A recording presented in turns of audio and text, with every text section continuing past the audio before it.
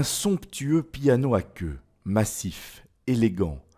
Un témoin de l'histoire de Belgique exposé dans la grande galerie du Palais Royal. C'est un piano qui date de 1910. Il s'agit d'un Steinway de concert qui a appartenu à la reine Elisabeth, qui avait en fait eu l'idée pour la guerre 14-18 de promouvoir la musique, si on peut dire, pour les soldats qui se battaient lors de la guerre 14-18. Et il a été placé à Ostende pour permettre aux soldats d'écouter de la musique et de les réconforter quelque peu. 4 expositions provisoires prennent leur quartier dans les différentes pièces majestueuses du palais.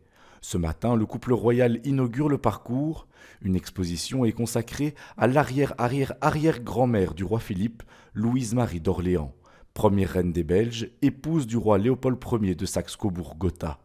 Une immersion dans son intimité et dans ses objets du quotidien, comme cet ensemble de meubles. Ça a été le cadeau en fait de mariage offert par son père Louis-Philippe Ier. Ce sont des meubles historiques anciens. C'était des meubles napoléoniens. Et l'idée de Louis-Philippe a été de partir de ces meubles, de retirer les garnitures anciennes et de mettre partout la même garniture. L'exposition dévoile aussi une grande collection d'aquarelles. À côté de ses fonctions de reine, Louise-Marie est également une artiste et une collectionneuse d'art. Il y a des œuvres à elle, proprement dites, qu'elle fait. Ou alors vous avez autre chose, c'est que ses profs, elle va collectionner d'abord leurs œuvres, et puis par ce réseau d'artistes, elle va réussir à finalement acquérir proche de 250 œuvres qu'elle va coller dans 2 grands albums. Fermé aux visites pendant 3 ans pour cause de travaux, le palais rouvre ses portes au public.